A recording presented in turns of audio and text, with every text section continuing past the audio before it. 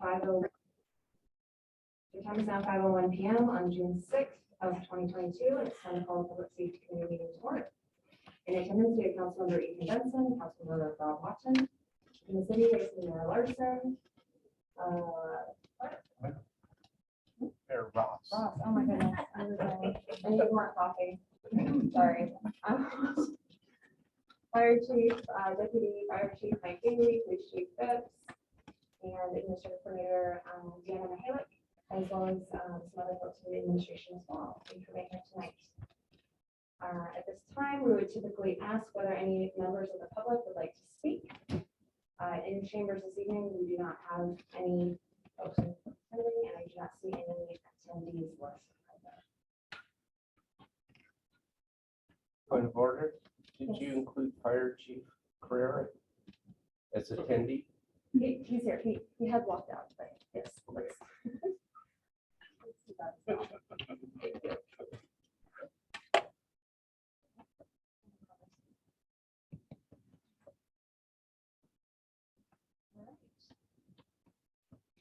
With that, the first order of business is the approval of the May 16, 2022 minutes. Are there any comments or questions about the minutes? So move the approval. Should I second that? This was a great meeting. I'm going to second that. Thank you. With that, let's go ahead and move on to the agenda bills. First is Agenda Bill 22-089, fireworks permit for Jnmlc. Sure, this is a standard process that we use every year. It's prescribed in the Snoqualmie Municipal Code. The responsibility of submitting it to council is on the fire chief. We looked through them all. I did update that agenda bill for J&M and change the title on the address. And then the final version that will be in the packet for council if it moves forward. We'll have that address for as well. So this one is located at what we used to call the former IGA parking lot. It's now hosts Dollar Tree, Library, and all those other places. It's located at 7730 Center Boulevard. They've been responsive to our needs in the past when we have gone and met with them about some issues we've had. For the most part, they're a very responsible fireworks stand. No concerns on our side. What kinds of things would you have concerns about? That's one question that I'm interested in. And then I was also wondering, how often do these things blow up?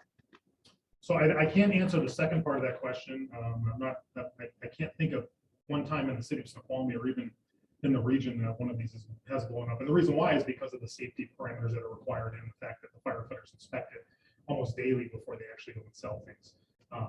So the second part of that question is some things that we've been concerned with this specific stand in previous years has been the staffing that they put in it. It's usually volunteer groups that staff these, which sometimes leads to some loosey-goosey staffing. There are age requirements that people need to be to actually staff the stand, and it was reported that there may have been members selling things that weren't there or weren't of that age. We also had a situation where people underage were being sold. This was about 5 years ago. And I went actually up there personally and was standing there, and there were these two kids getting ready to check out. And then they saw me standing there in uniform and they said, "Oh, sorry, we can't sell you those." And then we had a conversation with them. We reached out to the applicant who put in the application for that. And they said, "Look, that's not what we do things." And since then, we have not had an issue with them. Yeah. Okay. So they've been very responsive to what we are, but it's normally those two issues. Some of the underage kids and the staffing of them. And it looks like the site has been moved to the other side of the parking lot. Yeah, they did that last year as well. They did that last year, yeah. What was the reason for that? I believe there's now a big fenced area out in the middle of the parking lot, which is very restrictive for them where they have to do it. So unfortunately, they had to move to the other side of the parking lot to be able to meet the setbacks and things like that. So I did actually have a question on the setbacks. So on the drawing that was included, it looks like they have 25 feet around the perimeter of the fireworks stand. And then it looks like the building's there, but they have to be 50 feet. They have to be 50 feet, exactly. And we will meet with them up there when we do that. We'll have them move it out, is what they did. Okay. And then will they be, how close are they going to be to where the donation drop-offs are? Usually they are over that way, but then forward and out from there. So outdoors. So it's probably Although those are temporary structures, I don't believe they fall into the requirement of needing to be the distance away from there. I've got a copy of the SMC back there. But yeah, no, they should be far enough away from that. It's usually not a problem. And the items that you've talked to them in the past about that you've had concerns with, is that something that you routinely talk to them about every year before they start selling? Yeah, so the firefighters, the engine companies, the firefighters in the fire station actually go open would they have a checklist that they go through, and then they usually talk to the staff when they're doing the part of it, when they're doing the inspection of the facility. This is pretty routine for TNT and for JMJ or whatever the name is. They work with larger vendors that come out and work with these nonprofits, and they set up the whole plan for them. So that's why they've been pretty responsive, these groups that do that. Same thing with the other application, TNT. They set up these applications for the different nonprofits. So that's how it all works out. And are there a certain number of strikes they get for underage selling or things like that before you shut them down? Or I have not had to shut one down yet. Basically, I tell them when I go up there and meet with them on those types of situations that if I have to come up here again, we're shutting them down. And that gets their attention. Okay. So one strike and around. I give them the benefit of the doubt because it's hearsay, but if I get a second report or if I see it personally, then that's the end of it. And will this location have a generator? I saw that there are notes. It usually does, yes. They usually do have a generator. Okay. And so how is that handled? Because does that have to be a certain distance away from the fireworks? Yeah, it does, but it's not 50 feet or anything like that. It's normally just a cord that runs to it, and it's just for lighting in the evening hours. They also need to make sure that it's staffed, so people are there to see, to watch it during the evening hours. I have no questions. Okay, so our ordinance is really restricted on the types of fireworks that we can shoot out. Yep. So can you comment on what they will have at their store? Yep, no, that's a great question. That was another adjustment that I made to the agenda bill, that they are actually selling safe and sane is what they're referred to as. So the fireworks that are only allowed in the city by ordinance are the only fireworks that they sell there. So it does comply with what's being sold it complies with the Snoqualmie Municipal Code for what they're going to be selling there. In fact, I met with the regional representative today for the other site over here, which is, we'll talk about that when we get to it. You may have some questions on that setback as well.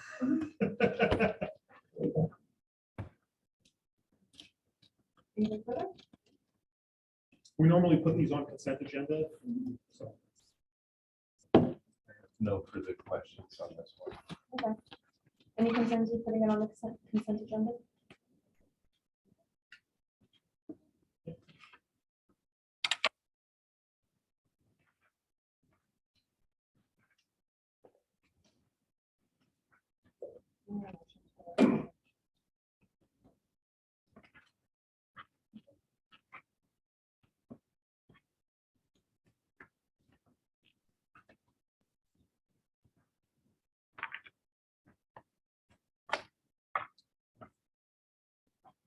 So with that, should we go forward with Agenda Bill 22093?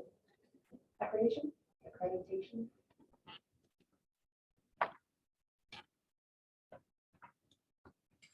Point of order. We seem to have a little bit of feedback in the speaker system. I thought that was Is there a volume, or maybe it's just me and where I'm sitting? Your ears ringing? Maybe my ears are ringing. I think this is called tinnitus. It is. It's pretty common. Yeah. Okay. Never mind. Thank you. Or maybe somebody's talking about you. Yeah.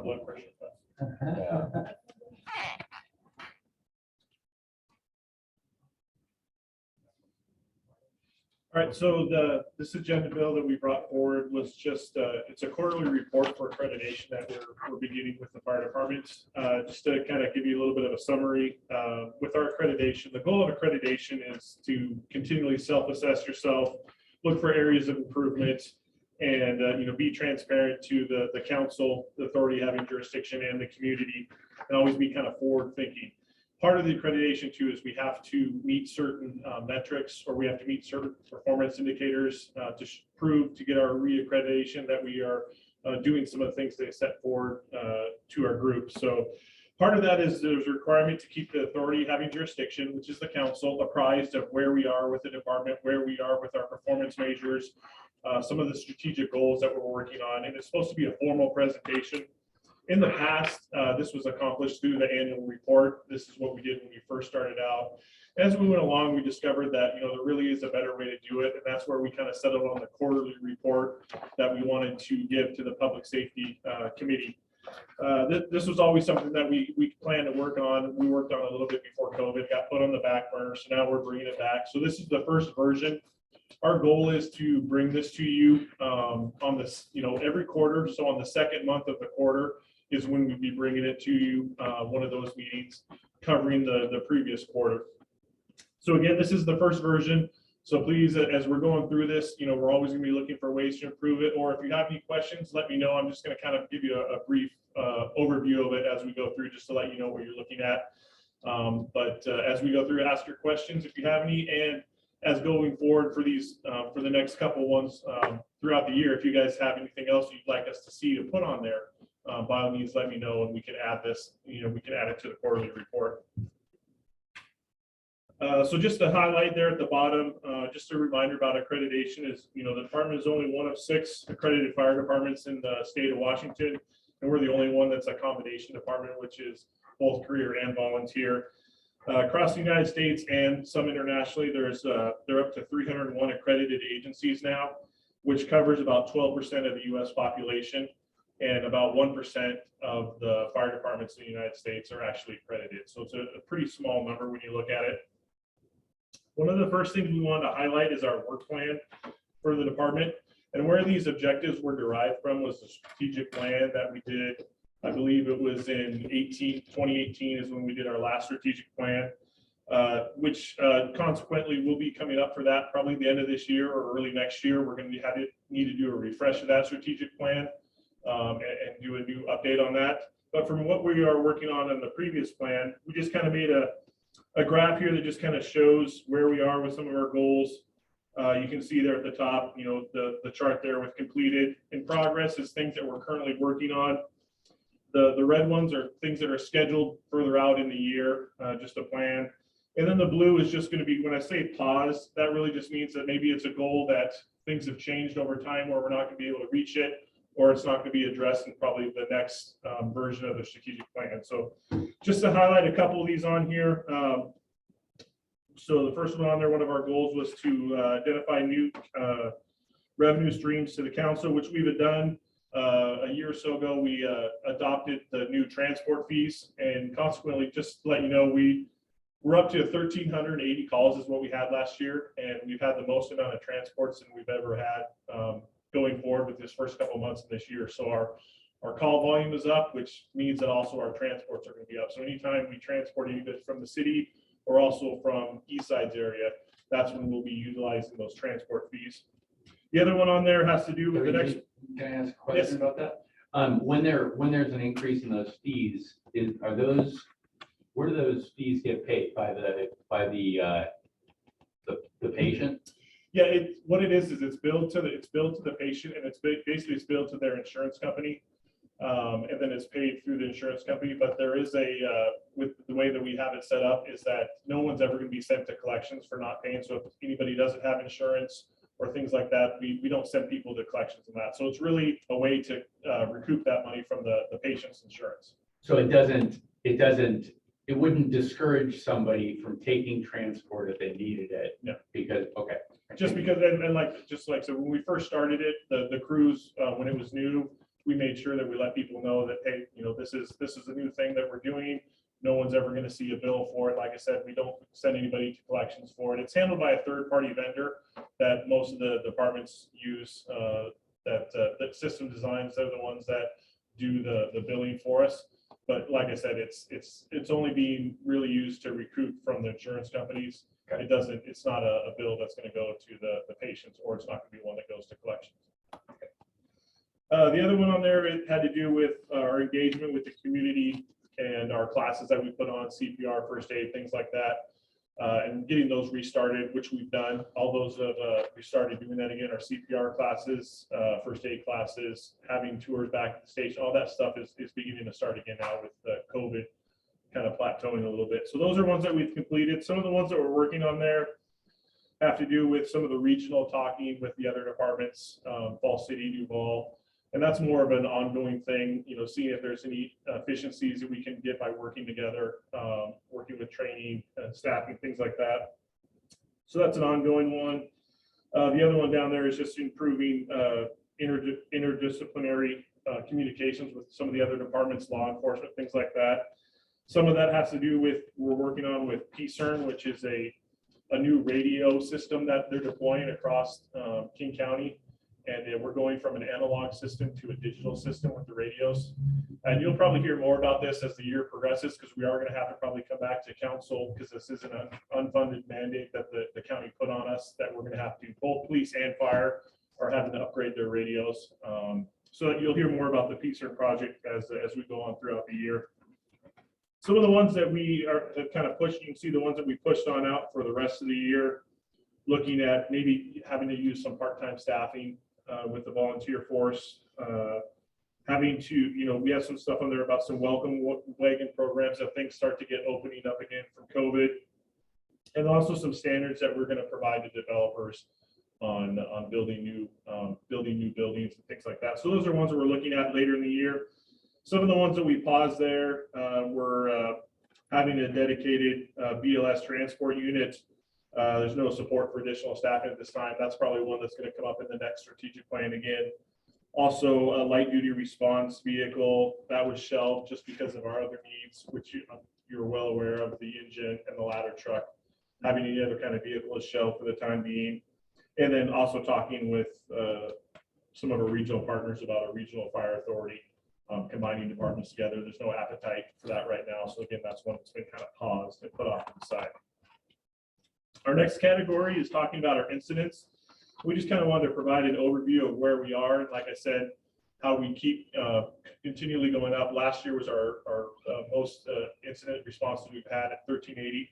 So you can see on the chart there, and as we go out, it will grow from month to month. You just kind of give an example of where we are for the last 3 years with our calls for service.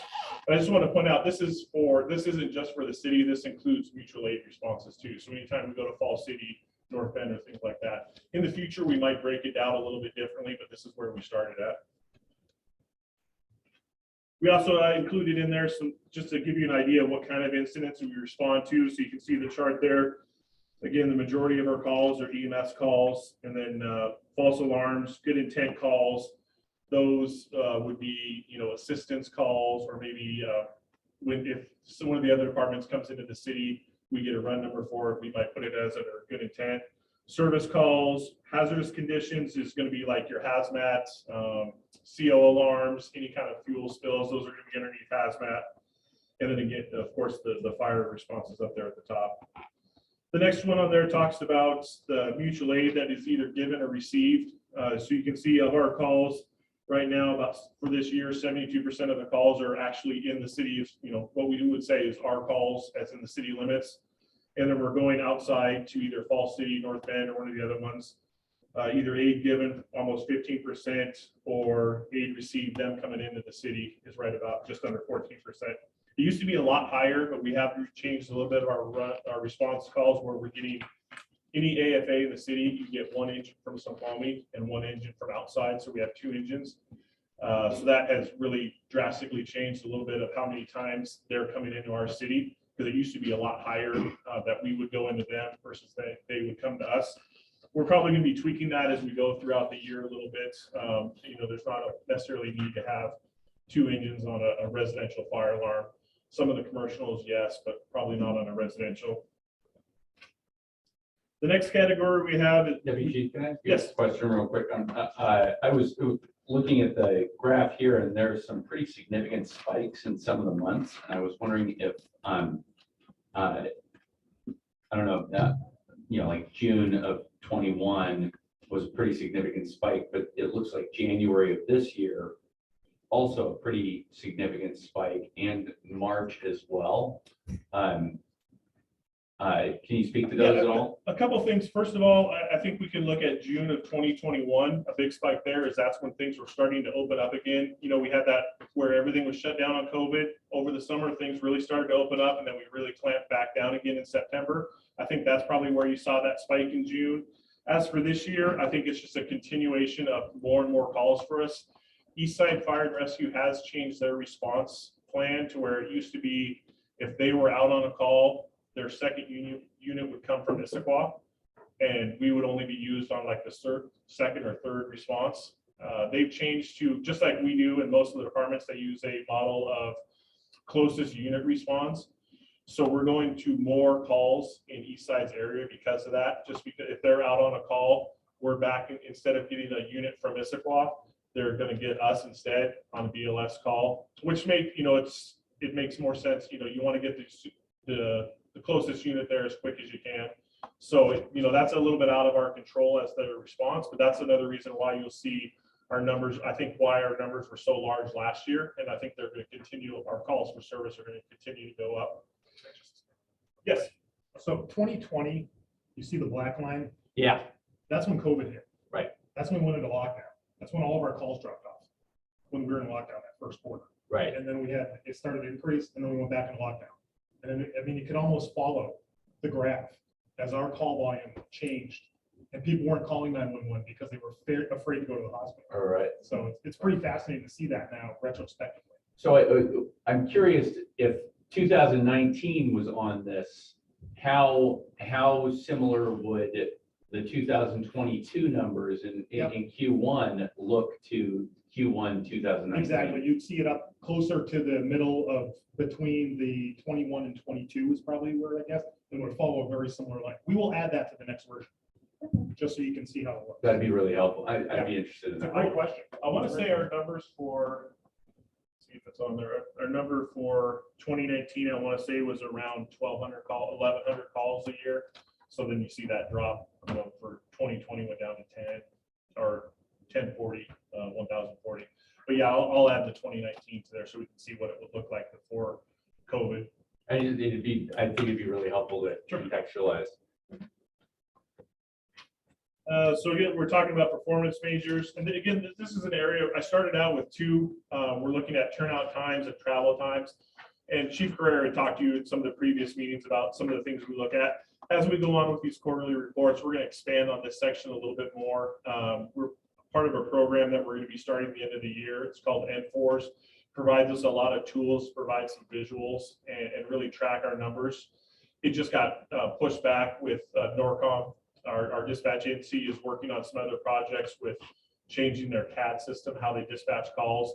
And so the NForce integration got pushed on to it later in the year. So that's something that you'll see as we go through this. We're going to increase the performance measure of what we're putting out to you guys. But for right now, I just put on some numbers about the turnout times, what it takes from when the call comes into the station to when the guys get in when the vehicle turns on the rigs.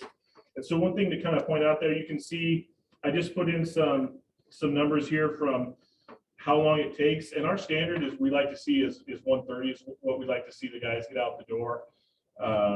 We worked on it real hard with the company officers. We used to be a lot higher. It's come down. And again, this is including our responses outside the city, so it's a little bit off. But you can see there, we talk about the 90th percentile. You've heard Chief Carrera talk about that. And really, that's what it's saying is, we're looking at a number as to we get to 90% of the calls under this time. And that's where for right now, for this quarter, we're at 138. For 90% of our calls, we make it to out the door at 138 or less. But you can kind of see the breakdown there where it shows the different categories from up to, majority of our calls, you look at it there, 109, 107, 45 for the totals. Majority of our calls we're getting out of the door within the 130. The ones that are a little bit higher, a lot of times those happen at nights. Or if we have to, like put on our bunker gear, it takes a little bit longer. We're working on it, but it does take a little longer for that. The next one is travel times. Travel time is, from when we leave the station to when we show up on scene. This can greatly be influenced by the weather, can be influenced by the type of call that we're responding to, the traffic that time of day that we're responding, how far we're going. Again, this includes calls outside the city. So that tweaks the number a little bit, but you can see again that the majority of our calls, happen before we get to most of our calls before 8 minutes. So, 69, 137, that's the majority of our calls were there before the standard. I believe the 630 is the 90th percentile that we're looking at. If we're just looking at city calls is what we want to get to. And again, you'll see that the times on here, the reason why it's a little bit higher is because it's, most of those FAR responses, the ones that are over 8 minutes or out to even 12, 15 minutes, it's because we're going to Falls City or North Bend. Fire inspections, currently the fire department does the majority of the basic life safety inspections in the city, so all the businesses. We work in conjunction with the building department here at City Hall. We handle the majority, they handle the high, some of the bigger ones like the hospital, or they might do it in conjunction with us. The firefighters do the basic inspections and then re-inspections, and then we work with John Cooper here at the city with the building official to any repeat offenders or if there has to be any follow-up. So this is just something we keep track of. We didn't do any inspections during COVID because we weren't allowed to go in. So we've been having to kind of ramp that back up again. At the end of last year, we kind of hit the highlights of the ones that we had to do, like the schools and some of that. But this is the first year that a lot of businesses are getting their inspections. They haven't had them in 2 years. So it's taken a little longer to, we're seeing a lot more violations than we would normally because we haven't seen them for 2 years. And on this one, it just talks about, each shift is given a list of inspections to handle per quarter. And so this is just kind of keeping track of how many we've done for the year. And there's a little graph that talks about the majority of what we're seeing, what type of corrections we're asking the businesses to correct. The most common ones are using power cords for permanent wiring, having the wrong kind of power strips, or blocking exits, blocking fire extinguishers, things like that with storage. And those are pretty easy to get them corrected. It's more just getting the guys out there and reminding the business owners about it. The best thing about the firefighters doing the inspections is it gets us in every building every year. So it makes the guys real familiar with, if 3 o'clock in the morning, we have to go to a fire at one of these businesses, it's out of, they've been in it a couple times throughout the year, over the years, so they're real familiar with all. So, not only is it good from a fire safety perspective, to have the crews making sure that these buildings are safe, it's also good from our standpoint, is it really gets eyes on all the buildings in town, and it helps get us real familiar with what's going on and how to get around us if we need to. The next section there, we talk about property loss and save, and this has to do with fire responses. When we have a fire response, you calculate up the property loss or the property saved based on the price of the value of the home plus the contents inside. So it's a number that we track just as performance measures. So you can see so far this year we've had two fires. One of them significant was the one up on Salal, and then we also had one downtown, I believe was where the other one was. So you can see the differences there. We talk about property risk would be the total of the total cost of the contents of the structure as well as the structure itself. And then the saved would be the percentage of how much we, take away what was lost because of the fire. So you can see right now our number for our percent saved is 72%. And that's going to fluctuate from year to year, depending. Like last year, I want to say we had a fire at the Salish, even though it was a very small fire, because it was a multi-million-dollar facility. I believe our percentage saved was like 90-something percent, because you had to factor in that huge, loss of how, I don't remember off the top of my head how much the Salish is valued at, but it's in the millions. So it kind of tweaked it a little bit, but that's one thing that we kind of try to keep an eye on. There is going to be another section, which we don't have added yet, but you'll probably see in the further version. So we're going to put a finance section in there. The fire department will really try to keep an eye on the budget, where we're going. So we're going to have some forecasts in there about where we're at for revenues for the quarter versus percent of our budget that's been spent. So that's one category you'll see us add to this as this report goes on. So again, that just kind of gets a highlight of what our quarterly report is going to look like. If there's any questions, I'd be happy to answer them. Or if there's anything, like I said, as we're going further, if you'd like me to add, just like we talked about 2019, we can add those numbers in there. Please let me know, and we can, because this is really for your benefit. it's used as a document for us to track, but it really it's to keep you apprised of what's going, as the council apprised of what the department's doing. Chief Bailey, on the BLS, the basic life support, can you help me understand what exactly that kind of looks like and your thoughts behind, putting that on the needs list going forward? Are you talking about the transport? Or Right, the transport. That's something the department has looked at as, one addition that we could see for the fire department in the future is, would it make sense to have a dedicated, have more firefighters? Because right now we're pretty maxed out with the crew we have right now. A lot, if we go on a transport, if it's outside the city, they're gone for at least an hour, hour and a half. One thing that we've kind of kicked around and we've probably going to address, we'd like to look at in the future is if we had a dedicated crew, whether it's through part-time, whether it's through volunteer staffing, or it's, full-time firefighters, if we had another crew in the city to be able to do those transports, one, it would bring, allow us to, be available for more transports. Sometimes we have to use AMR because we don't have a crew available, or it's going to go to Seattle or Bellevue, and it just takes us out of the city for too much. So if we had more crews available, not only would we be able to get more transports, but then also it would leave the crew in the city. While one crew is going out, we still have a crew in the city to handle those second responses.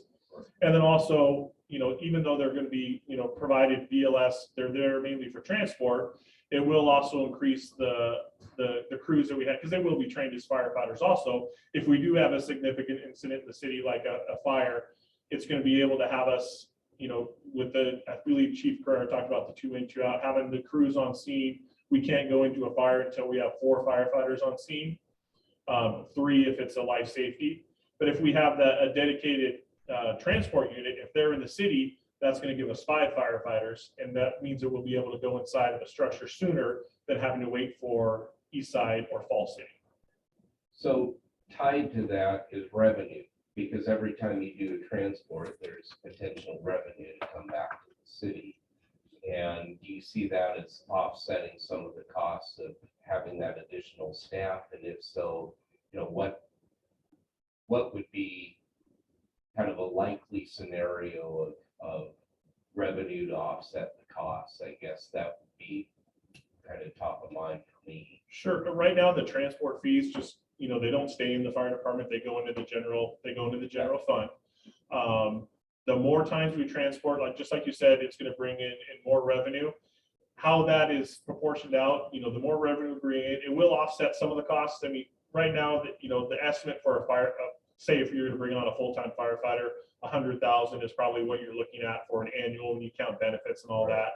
So transports by themselves aren't going to fully pay for it, but the more, just like we have more calls, and you're going to see an increase in our transport fees, and that'll be one of the things that we probably put on the next report. Not an increase in the transport fees, but the revenue collected. Right. That's one of the things we're going to track. So there could definitely be a correlation between the two, as in if we did have that dedicated crew, they'd be able to transport more, which in effect would be bringing more revenue. Is it going to pay for them fully? Probably not, but it will be something that you'd be able to point to, as in we're bringing on this extra staffing because this number is going up. So it would be, you could correlate it to it, but it's probably not going to pay for it completely. Are you able to track every time AMR or another outfit comes in to do a transport? Yep. Because you're already on a call? Yeah, That would be we helpful to. on our reports, it'll tell us, how many people. It won't necessarily, I don't believe it'll tell, like, for example, if we're on another call and East Side comes in and what happens to that patient, whether they're transported or whether they go by AMR, we wouldn't necessarily see that because it's handled by another agency. But how many times have we physically called AMR, or how many times we transport, we'd be able to track that. Right now, AMR is mainly used for if we have a patient that has to go to like Seattle, or maybe we're out in our engine and we don't have our aid car available. That's when AMR is used, or if we have multiple patients. So it doesn't happen now that we're transporting on. It's very rarely that we use by AMR, but it is something that we could report on how many patients are, how many times throughout the quarter AMR is used to transport. One other question, and that is the response time. A fire for instance, in order to reach like the heights, it's 7 to 8 minutes for a fire response. That's a long time for life support. I guess, is there a difference as far as the response time where it's broken down between having to get bunker gear on and out to a more remote area of the city? Or, I guess the question is, would it make sense if we're looking at a second aid unit, for instance, being placed somewhere so that it can shorten that time by couple minutes? Yeah, I think, and Chief Carrera's pointed this out too, is, in the future planning, is the fire station in the right place right now? Statistically, it is right in between the two areas, but statistically, it probably should be a little bit closer to the majority of our calls, which are up on the top of the ridge. If we had another station, another unit, say for example, if we had a dedicated BLS unit transport, maybe they wouldn't be staying at the main station. Maybe they'd be up on top of the ridge, working out of the police department, or maybe there's another facility we could put up there, a smaller, so they would be able to get to those areas a lot quicker. Because it is, like you said, right now, that far corner back on Salal, some of those areas of Dell, right in that back corner is about how long, that's the farthest we have to go in the city right now. That's the longest route that we have to go to get to it because of how we drive. So that would increase by having another transport unit, keeping them somewhere else in the city. That would cut down on some of those travel times to that area if we had another station or a satellite station, if you would, or like I said, if you could temporarily put that, maybe that part-time, you look at your, we can track our calls by time of day when we have the most, most of our calls happen during the day, not the evening. So maybe it's a car that only works from 8 to 8 and it's from 8 in the morning until 8 at night, and it's stationed up on the ridge somewhere. That would definitely have an impact on where we our travel times. And that's something that we're looking at, which we talked about before. We're going to change some of our planning zones so that we can kind of track, how many times we go up to, our response time to the ridge versus our response time to the rural areas, which Chief Carrera talked about at the last meeting. Some of those areas that take us further out, on some of the end of Meadowbrook, across the river, up to Echo Glen, some of those areas that are outside that we consider part of the rural part. Right. Okay. Thank you. Sure. That was really helpful. I also appreciated the. Sorry, don't make that quiet. Guys are busy tonight. No problem. I was just going to say thank you for the breakout. It's very helpful to see it, especially laid out graphically. Yeah, this is a really great report. I did have one question. We're coming up on the last third, well, we're in the last third of Q2 at this point. When can we expect this report for Q2? It'll come out it'll come, we had to go, just because of how it started. So we're going to have, the second quarter would be, it would be presented in August of this. So the goal is to get it out, it kind of depends on some of the schedule of what's coming up for the council meetings. But so, for example, March, it ended in March. Theoretically, we would have liked to have seen this come to you in May, because our goal is to have it in the second month of the following quarter. So the first month of the following quarter, we'd be able to put the report together, and then it would be presented sometime in the second month of the following quarter. So the quarter two is probably going to be presented, like I said, in August of the third quarter. So we're always going to be a little bit behind so that we have time to put the numbers together and get the final numbers. Okay. So the next time you'll see this report, it's going to be one of the public safety meetings in August.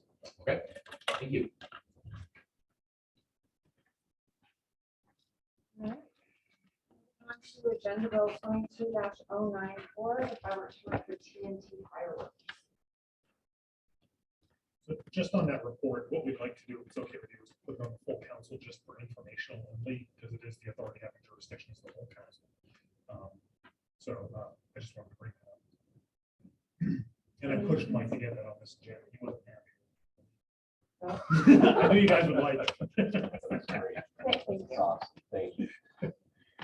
So the TNT report, this agenda bill has been updated since then. I will send you all a fresh copy.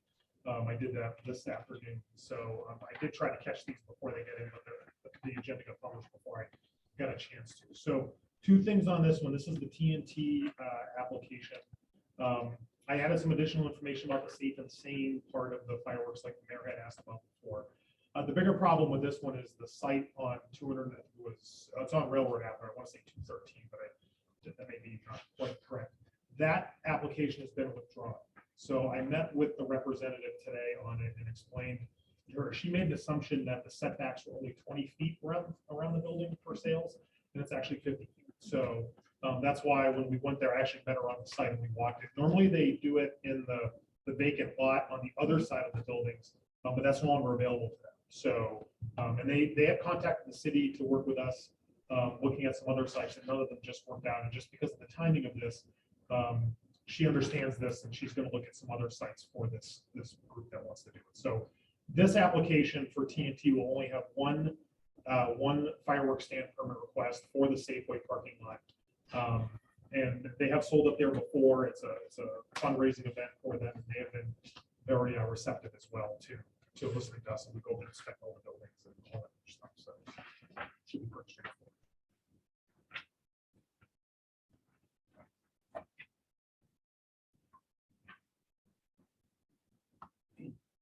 These two, the first one for what was the IGA, and this one, do they benefit different volunteer organizations then?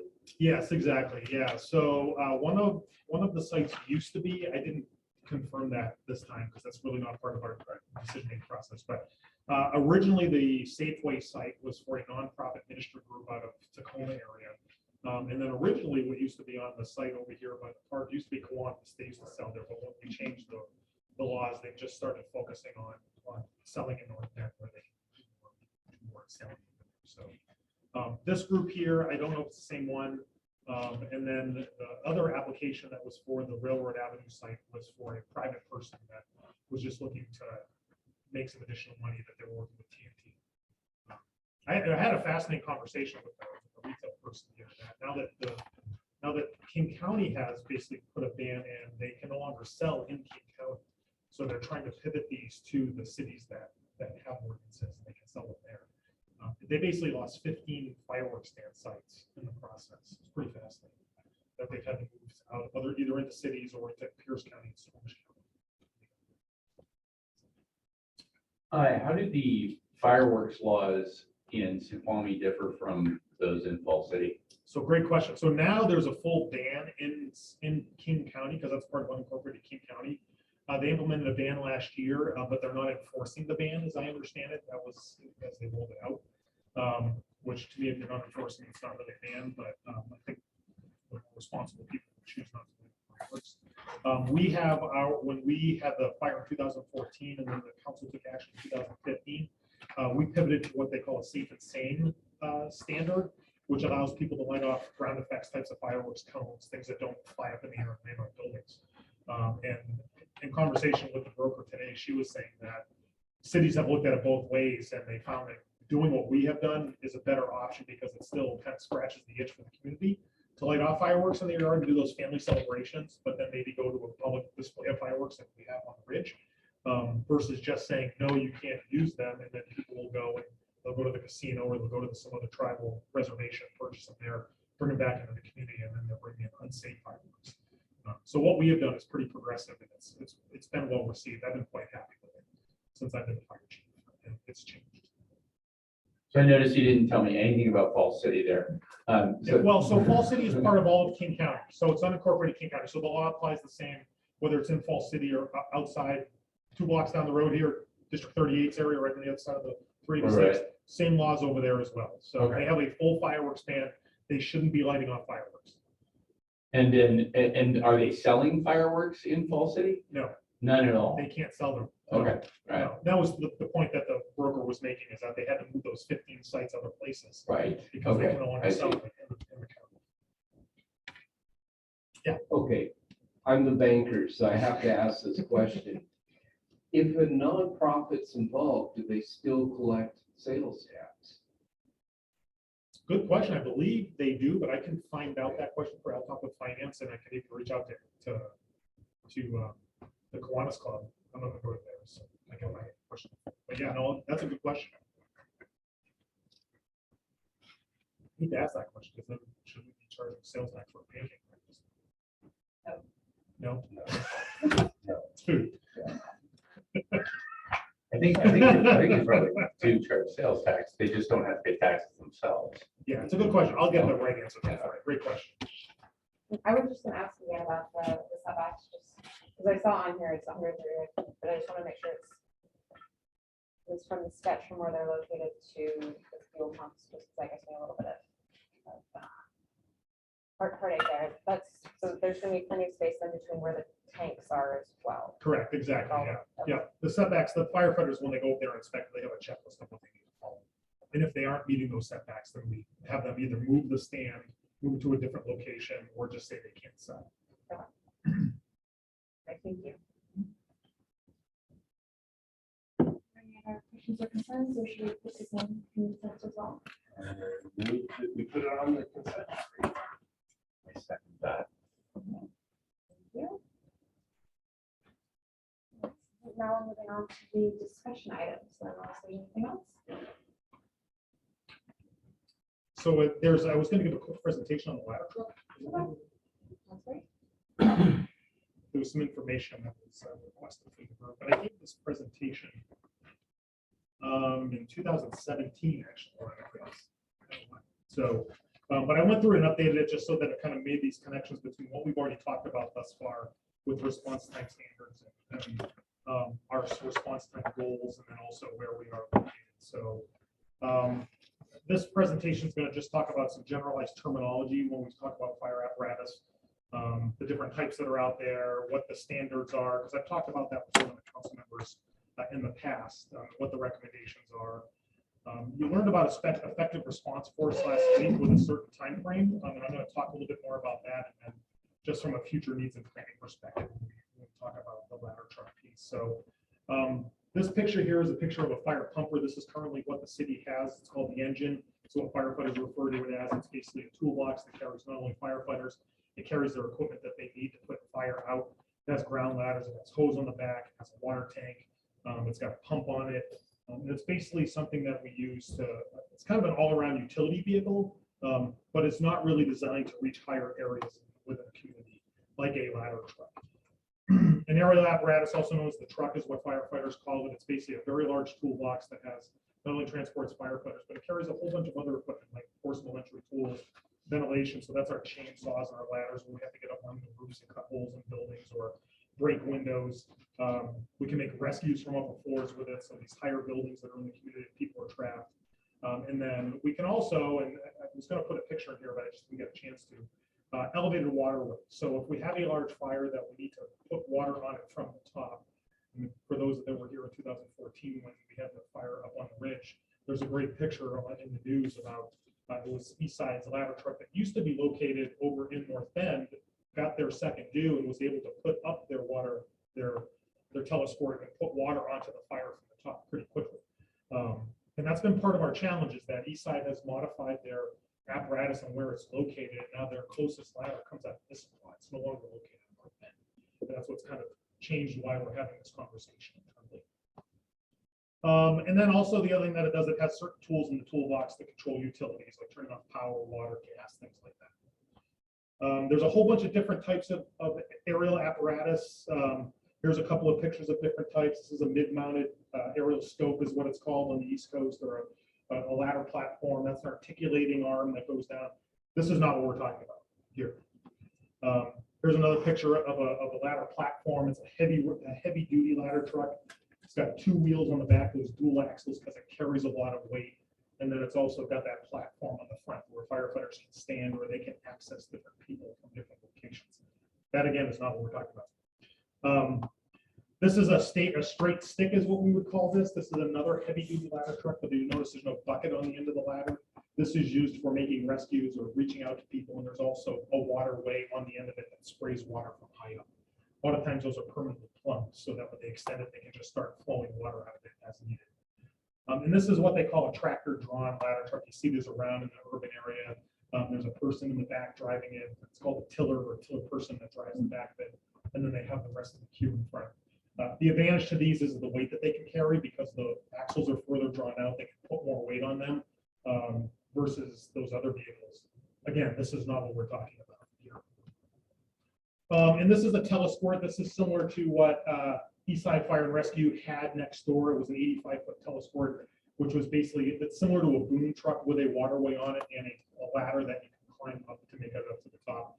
They had one of them in North Bend, Mike, and they had another one located somewhere else in the Eastside area. I think it was up on the plateau. Up on the plateau in Sammamish, yeah. And then they got rid of both of those pieces of apparatus and bought a tractor John, one of those longer ones with the person driving it in the back. They changed their response model and went with a tiller ladder truck. So when we talk about apparatus and need, I like to refer to standards just as informational for you all. WSRB is the Washington State Rating Bureau. They're the ones who guide our insurance planning. They come in and measure the fire department and the city's water systems and inspection programs. In fact, they're going to be here later this year.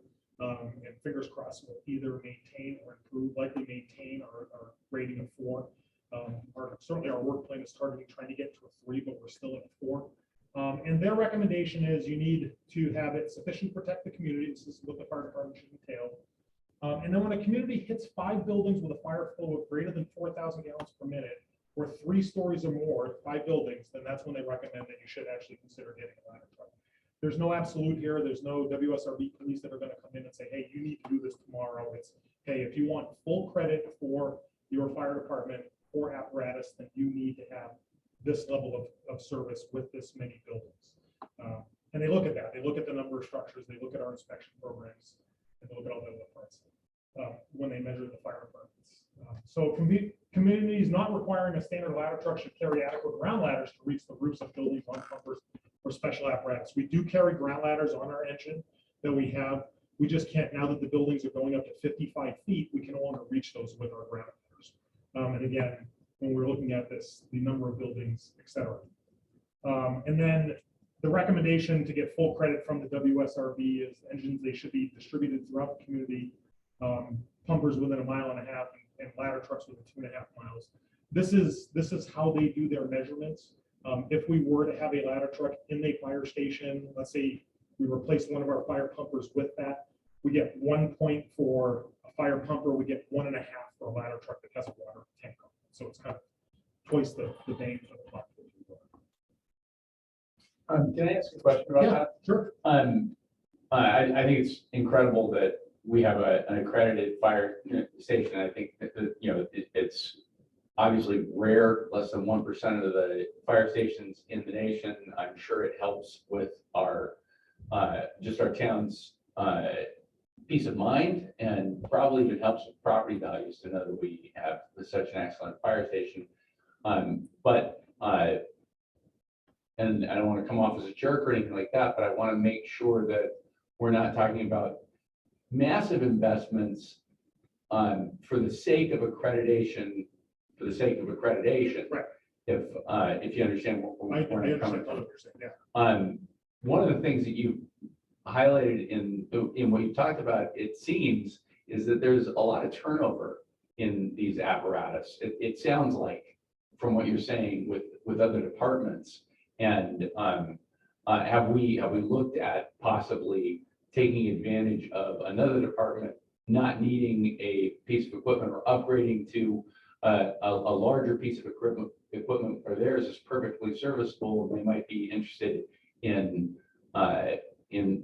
rehoming it so, at a reduced rate, or do we need very specific things that have to be customized? And anyway, I think I understand exactly what you're saying. Right, Yeah, no, great question. I don't take it as you said, because you're not coming across that way. These are reasonable questions that I would anticipate coming from the council.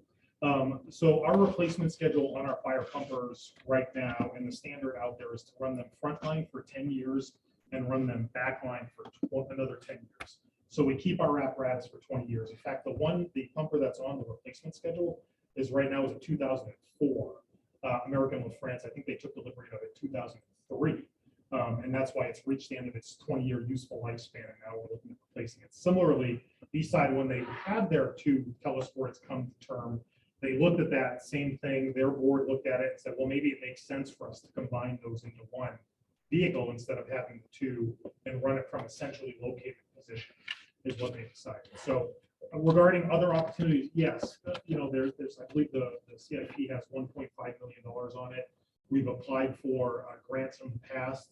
There's other opportunities out there. And I want to be transparent about that. Our biggest priority right now is replacing the fire pumper. That's what we need most right now. The ladder truck comes second to that. We can look at other options for the ladder truck. We can continue to pursue grants. We can continue to look for used apparatus. There's a market of used apparatus. They're sometimes 5, 6, 7, 10 years old. Maybe there's an opportunity with Eastside if they ever get to the point of looking at how maybe they put their backup ladder up here in the valley somewhere so that we still have that protection. So there are other choices, and I talk about that later in this presentation. My goal with this conversation was more from a higher level, just to give you the information. I've had the conversation already with a couple of council members, and I just wanted to bring it back to let them know where this information is coming from. Yeah, I don't mean to get into the weeds. No, good questions. So we're coming up on, we're like at 18 years on the pumper right now. What generally happens at 20 years?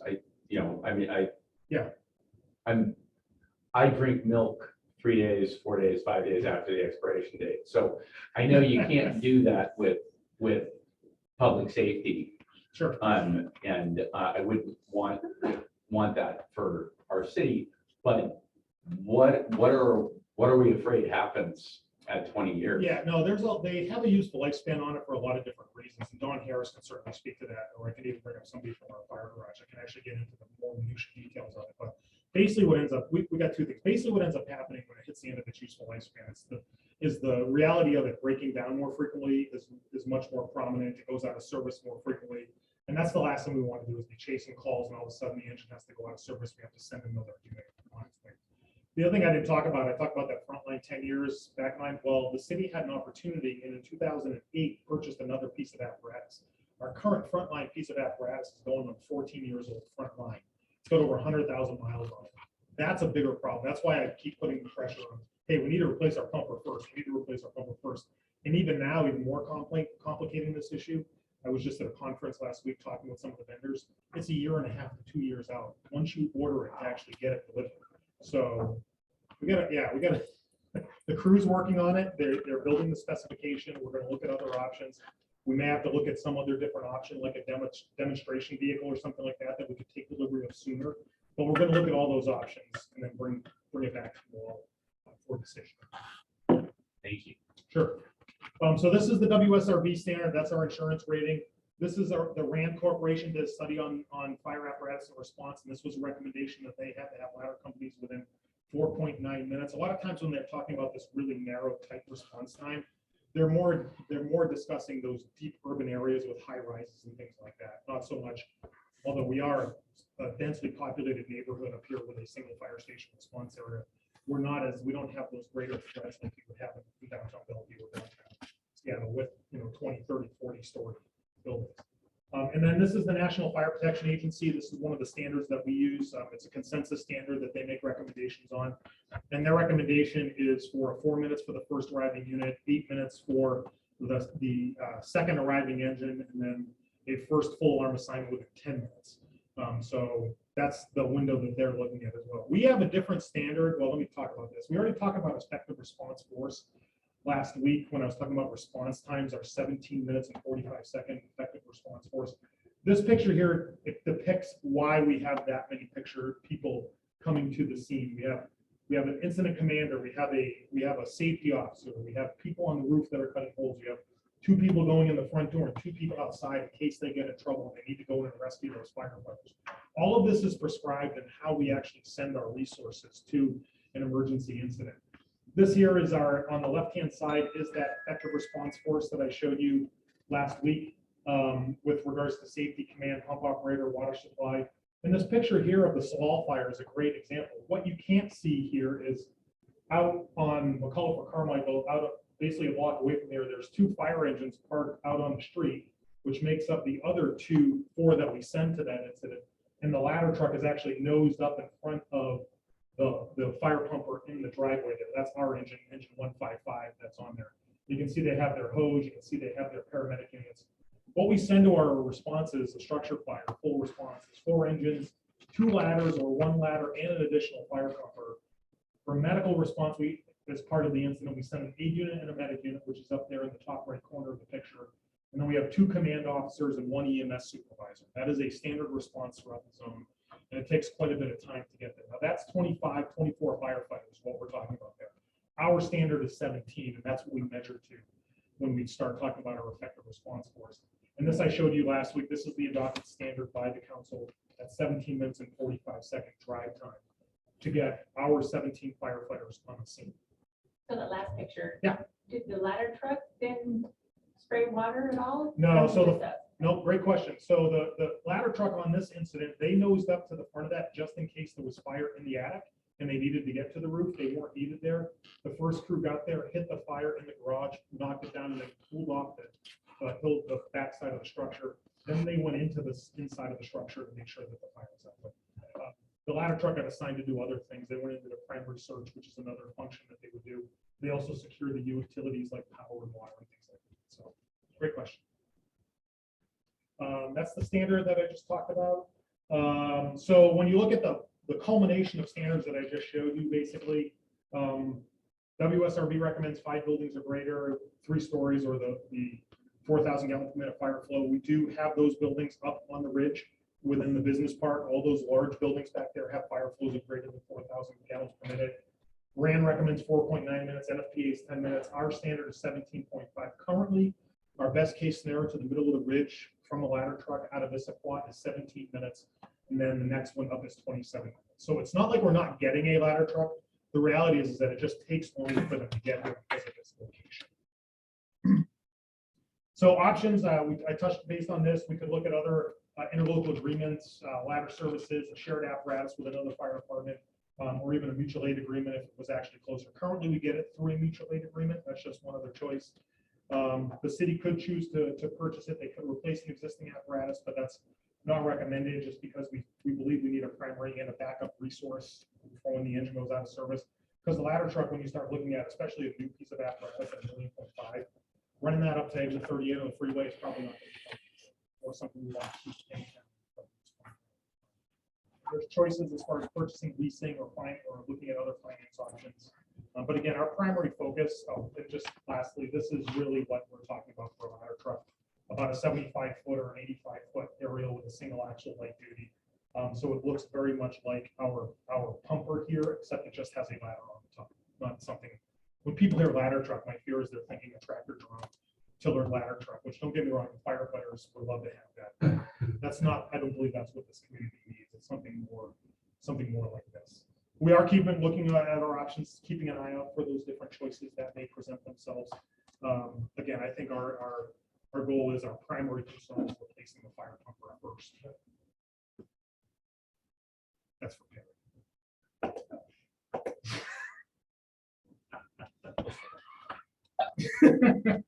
Sorry.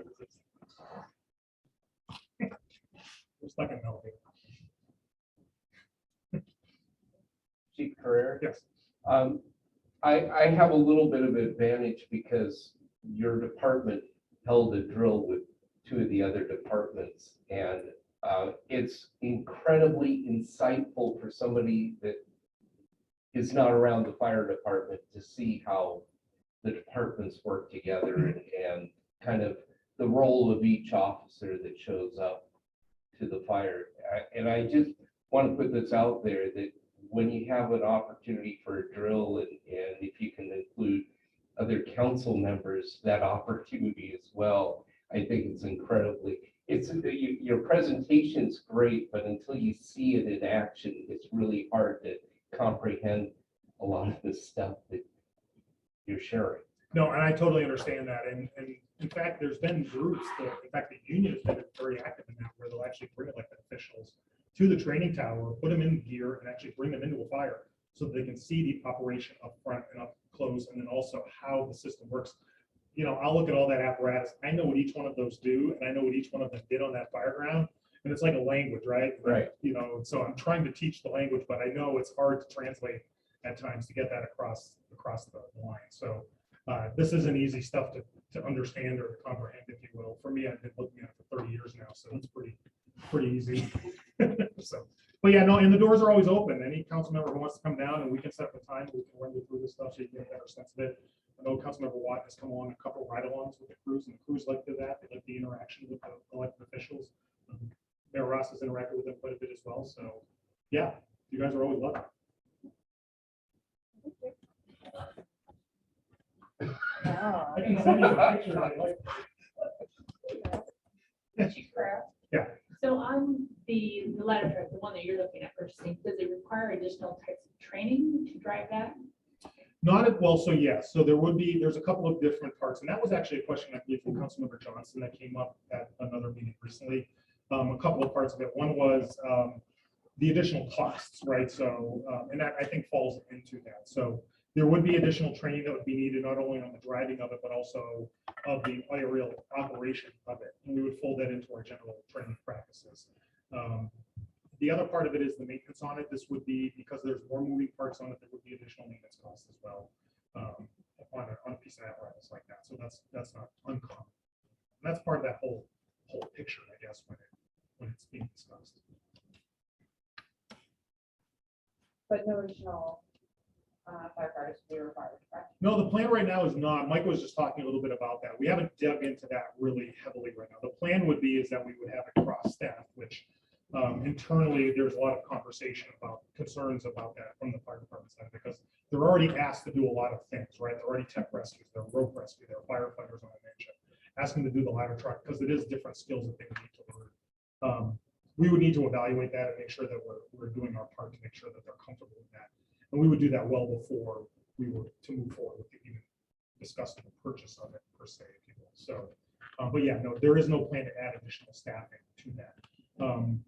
As you saw by that chart that Mike showed, the majority of our incidents are EMS. We're pretty fortunate to have not a whole lot of fires in the community. It's a fairly safe, knock on wood, community. Building construction is fairly new. Modern building code helps with all those things. There's alarm systems in there. All those things help us with protecting the community. Similarly, if the city ever took up a conversation about having a sprinkler ordinance that's greater than what it is right now, those are all parts of creating that safe community. So EMS is really where that draw happens. When we have today, the crew was going on a call up at the Goddard School, another call came in right down the road on Jacoby, a third call came in, like Mike was saying, that just, it's Murphy's Law. It seems like they all hit at the same time. That's something we may want to add to that report as time goes on, duplicate incidents, how frequently that's happening, because then that really is a driver for looking at, okay, maybe we need to have that additional aid unit and make that available and look for funding solutions on how to get there. I think it's kind of noteworthy too, the number of responses that you have. And when you think about a 365-day calendar, you're talking some days, you know, on average, you're talking about 3 to 4 calls, and the majority of those are 8 calls. Right. And the window of that happening, you know, is more daytime. Those are important considerations as we move forward. Yeah, the monthly report that we're submitting that comes out of the mayor's office includes that information in there, and you can track that in there to see what it is. It also looks at where we're transporting to most of the time. A lot of times we're down in, and that's another issue, right? I mean, it's only about those responses. It's about how long that vehicle is out of service for when they're transporting. That's why we try to avoid going to Seattle or going to the east side of Bellevue. That's when we would call that private ambulance. And there are other solutions if we get to that point where we're hitting that tipping point for response requirements, where maybe we do look at using the private ambulance more, and we say that's a better investment of our time and revenue than it is having to add an additional resource. In other words, there's other choices that we can look at. It's not always just that one solution is going to fix it. Thank you. Thanks.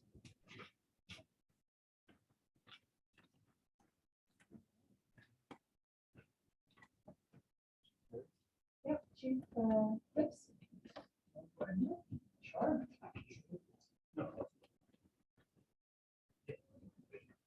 You have any awesome slides like the last one the chief presented?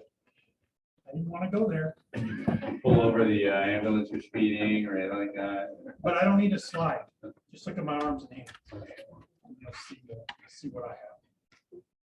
I wanted to give you a quick briefing on, I know the question may be asked of me or law enforcement about are we prepared for something as tragic as happened in Texas? Are we prepared for that? Do we train for that?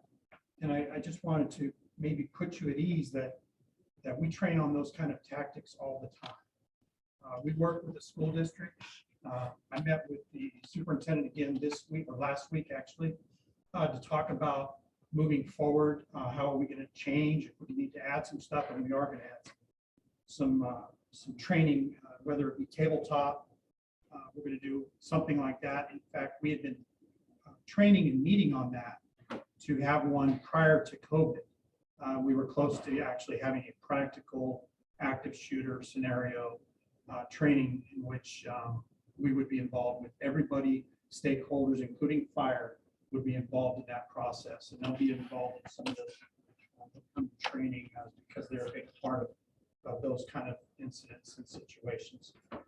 One other thing that we talked about is we're going to do walkthroughs in every school, not just elementary, every school. And that's going to be something to familiarize the officers, as the chief Carrera was saying, with this important for, or actually, Deputy Chief was saying that it's important for the firefighters to actually go into the buildings. Same thing for the police, to see the building, know the layout, and be familiar with it. So we're going to do that as well.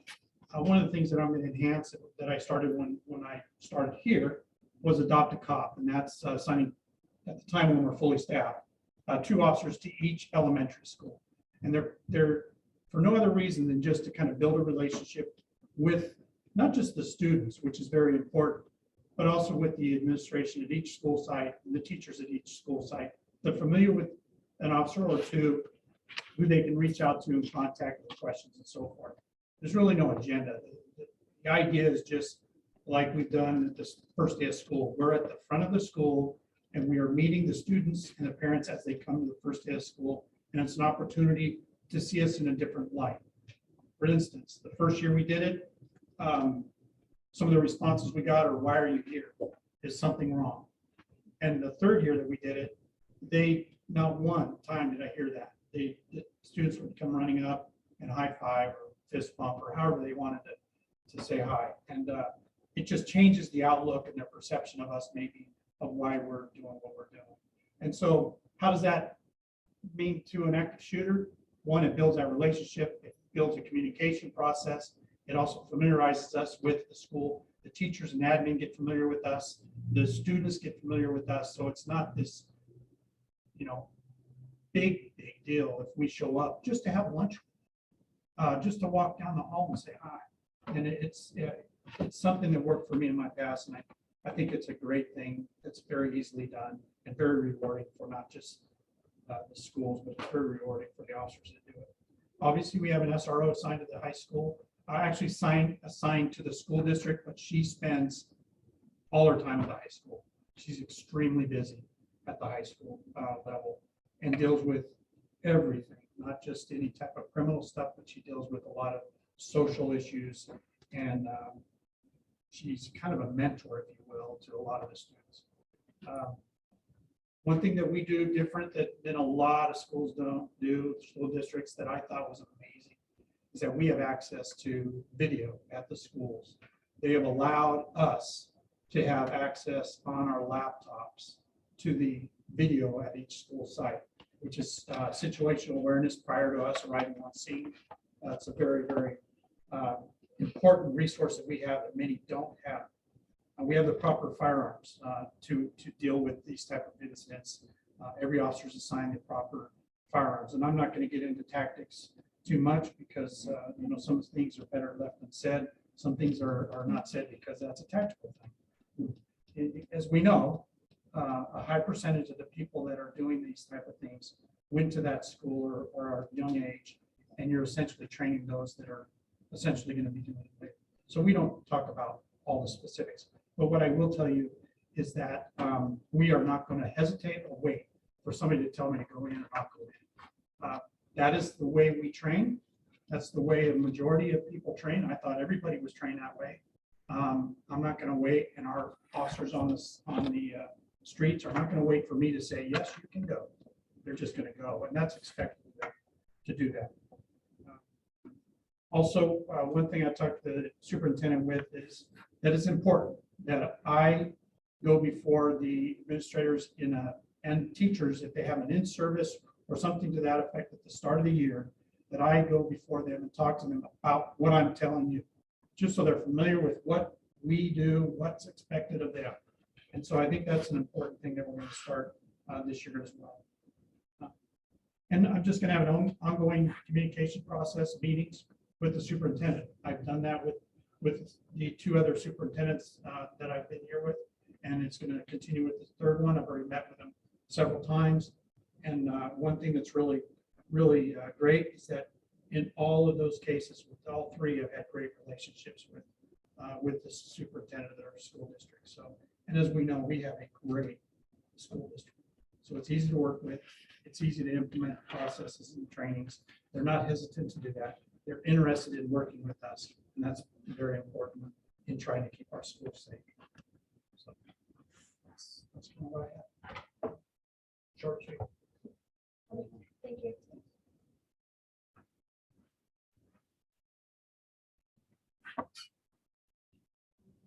Moving forward, are there any new business items from the city or the council that like to see come up? No? All good. Moving forward. Entertain a motion to complete. I'd like a move to adjourn. Is there a second for that, or is that fair? Second is Rob. I second for adjournment.